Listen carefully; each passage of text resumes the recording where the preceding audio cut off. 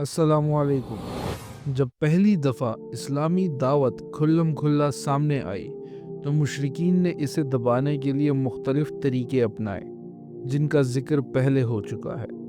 ये तरीके धीरे धीरे अमल में लाए गए और मुशरिकीन ने शुरू में ज़ोर ज़बरदस्ती से काम नहीं लिया, लेकिन जब देखा कि ये तरीके इस्लामी दावत को रोकने में कामयाब नहीं हो रहे, तो एक बार फिर वो इकट्ठे हुए और 25 सरदारान कुरैश की एक कमेटी बनाई गई, जिसका सरबराह रसूलुल्लाह सल्लल्लाहु अलैहि वसल्लम का चचा अबू लहब था।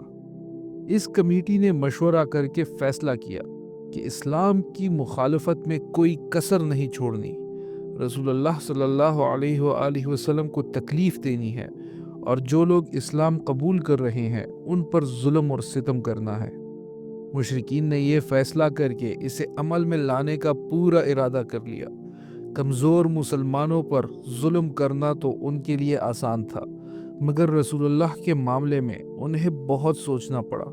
वीडियो स्टार्ट करने से पहले आपको ये बताता चलूँ कि ये वीडियो सीरीज़ अर-रहीक़ुल मख्तूम बुक से ली गई है, जो कि सीरतुन नबी का एक सबसे ऑथेंटिक सोर्स है और इस बुक को काफ़ी अवार्ड्स भी मिले हैं इसकी ऑथेंटिसिटी और नॉलेज की वजह से।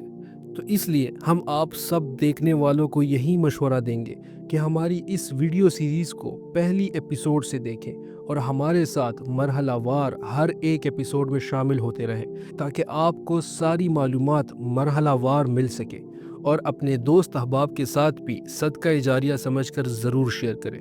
तो चलिए बग़ैर किसी और ताख़ीर के शुरू करते हैं अपनी आज की वीडियो। आप ज़ाती तौर पर एक शानदार, बावकार और अजीम शख्सियत के मालिक थे।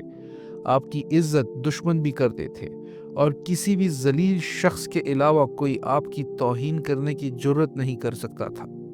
इसके अलावा अबू तालिब की हिमायत भी आपके साथ थी। अबू तालिब मक्का के उन चंद अजीम लोगों में से थे जिनके साथ कोई भी बेवफाई या दुश्मनी करने की जुर्रत नहीं कर सकता था। ये सब देखकर कुरैश सख्त परेशान हो गए, मगर जो दावत उनकी मजहबी और दुनियावी सरबराही को ख़त्म कर देने वाली थी, उसके सामने कब तक सब्र करते। आखिरकार मुशरिकीन ने अबू लहब की क़ियादत में नबी पाक सल्लल्लाहु अलैहि वसल्लम और मुसलमानों पर जुल्म व सितम शुरू कर दिया। हकीकत ये है कि अबू लहब की सोच शुरू से ही दुश्मनी की थी। जब बनी हाशिम की मजलिस में रसूलुल्लाह ने दावत दी तो उसने सबसे पहले दुश्मनी का इजहार किया। कोहे सफ़ा पर भी उसने यही रवैया इख्तियार किया था, बल्कि बाज़ रिवायात के मुताबिक एक बार तो उसने आप सल्लल्लाहु अलैहि वसल्लम को मारने के लिए पत्थर भी उठाया था।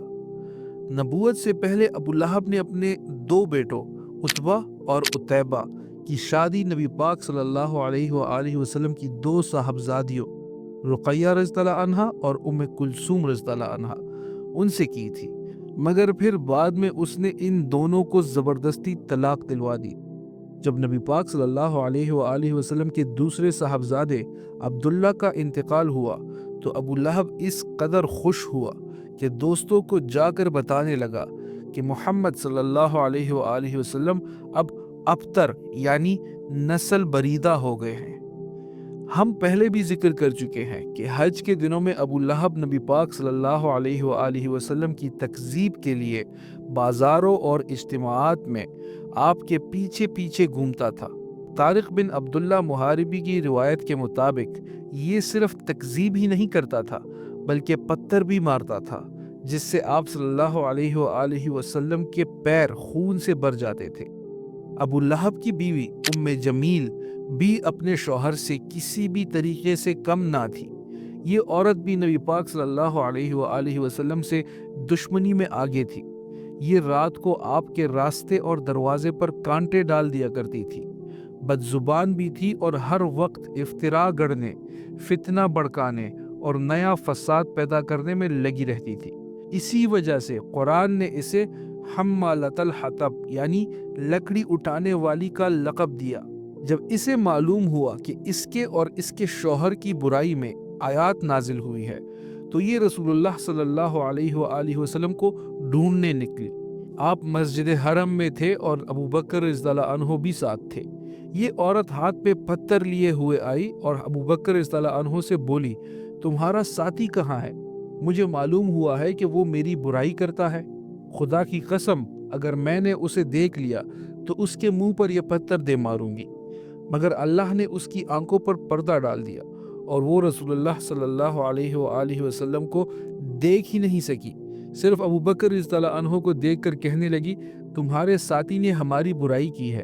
ابو بکر رضی اللہ عنہ نے کہا، نہیں، اللہ کی قسم، نہ انہوں نے کبھی تمہاری برائی کی ہے اور نہ وہ اس طرح کی باتیں کرتے ہیں۔ یہ سن کر وہ مان گئی اور واپس چلی گئی۔ ابو لہب اس کے باوجود یہ سب کچھ کر رہا تھا کہ وہ رسول اللہ صلی اللہ علیہ وآلہ وسلم کا چچا بھی تھا اور پڑوسی بھی۔ اس کا گھر آپ کے گھر سے لگتا تھا۔ اسی طرح آپ کے دوسرے پڑوسی بھی آپ کو ہر طرح تکلیف پہنچاتے تھے۔ ابن اسحاق کا بیان ہے کہ جو لوگ رسول اللہ صلی اللہ علیہ وآلہ وسلم کو گھر کے اندر تکلیف دیتے تھے ان میں یہ لوگ شامل تھے: ابو لہب، حکم بن ابی عیس بن امیہ، عقبہ بن ابی معیط، عدی بن حمرہ ثقافی اور ابن الازدہ حزلی۔ یہ سب کے سب آپ کے پڑوسی تھے اور صرف حکم بن ابی عاص کے علاوہ کوئی بھی اسلام نہ لایا۔ ان کا طریقہ یہ تھا کہ جب آپ نماز پڑھتے تو کوئی شخص بکری کی بچہ دانی لا کر ایسے پھینکتا کہ وہ سیدھا آپ کے اوپر گرتی۔ کبھی چولہا پر ہانڈی چڑھائی جاتی تو یہ لوگ بچہ دانی ایسے پھینکتے کہ وہ سیدھا ہانڈی میں گر جاتی۔ آخر آپ صلی اللہ علیہ وآلہ وسلم نے ایک چھوٹا سا مکان بنا لیا تاکہ نماز پڑھتے وقت ان سے بچ سکے۔ لیکن جب بھی آپ صلی اللہ علیہ وآلہ وسلم پر گندگی پھینکی جاتی تو آپ لکڑی پر اٹھا کر اسے نکالتے اور دروازے پر کھڑے ہو کر فرماتے، اے بنی عبد مناف، یہ کیسی ہمسائیگی ہے؟ پھر آپ صلی اللہ علیہ وآلہ وسلم اسے باہر پھینک دیتے۔ عقبہ بن ابی معیط سب سے زیادہ بدبخت اور شیطان تھا۔ صحیح بخاری میں حضرت عبداللہ بن مسعود رضی اللہ عنہ سے روایت ہے کہ ایک دفعہ رسول اللہ صلی اللہ علیہ وآلہ وسلم بیت اللہ کے پاس نماز پڑھ رہے تھے۔ وہاں ابو جہل اور اس کے کچھ ساتھی بیٹھے تھے۔ ایک نے کہا، کون ہے جو فلاں کے اونٹ کی اوجڑی لا کر جب محمد صلی اللہ علیہ وآلہ وسلم سجدہ کرے تو ان کی پیٹھ پر ڈال دے؟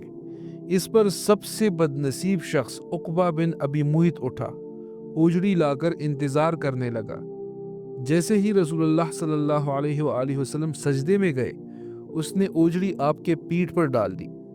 حضرت ابن مسعود رضی اللہ عنہ کہتے ہیں، میں یہ سب دیکھ رہا تھا مگر میری طاقت نہ تھی کہ آپ کی مدد کر سکتا۔ پھر یہ ظالم زور زور سے ہنسنے لگے اور ایک دوسرے پر گرنے لگے جب تک حضرت فاطمہ رضی اللہ عنہا نہ آئی اور آپ صلی اللہ علیہ وآلہ وسلم کی پیٹھ سے اوجڑی ہٹا نہ دی۔ تب تک رسول اللہ صلی اللہ علیہ وآلہ وسلم سجدے میں ہی پڑے رہے۔ پھر آپ نے سر اٹھایا اور 3 مرتبہ فرمایا، اے اللہ، تو قریش کو پکڑ لے۔ یہ سن کر مشرکین گھبرا گئے کیونکہ ان کا عقیدہ تھا کہ اس شہر میں دعائیں قبول ہوتی ہے۔ پھر آپ نے نام لے کر کہا، اے اللہ، ابو جہل کو پکڑ لے اور عتبہ بن ربیعہ، شیبہ بن ربیعہ، ولید بن عتبہ، امیہ بن خلف اور عقبہ بن ابی معیط کو پکڑ لے۔ حضرت ابن مسعود رضی اللہ عنہ نے کہا، اس ذات کی قسم جس کے ہاتھ میں میری جان ہے، میں نے دیکھا کہ جن جن کا نام رسول اللہ صلی اللہ علیہ وآلہ وسلم نے لیا تھا سب کے سب بدر کے کنویں میں مرے ہوئے پڑے تھے۔ امیہ بن خلف بھی جب رسول اللہ صلی اللہ علیہ وآلہ وسلم کو دیکھتا لان تان کرتا۔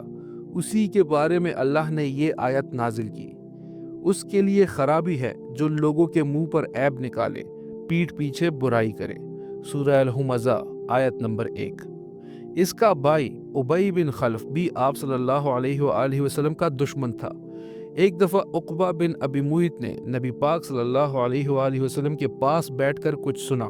جب ابی بن خلف کو پتہ چلا تو اس نے اس سے مطالبہ کیا کہ وہ جا کر محمد صلی اللہ علیہ وآلہ وسلم کے منہ پر تھوک آئے۔ ایک مرتبہ ابی نے ایک پوسیدہ ہڈی لا کر توڑی اور ہوا میں پھونک مار کر رسول اللہ صلی اللہ علیہ وآلہ وسلم کی طرف اڑا دی۔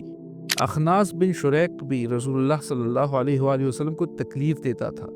قرآن نے اس کے 9 برے اعمال بیان کیے ہیں۔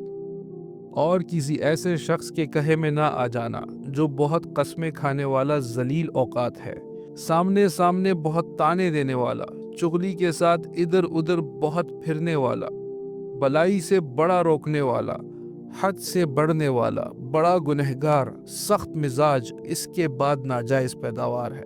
سورہ القلم آیت نمبر 10 تا 13۔ تو دوستو، باقی کے واقعات اپنی اگلی ویڈیو میں جانیں گے۔ تب تک کے لیے ہمیں اجازت دیجیے۔ اللہ حافظ۔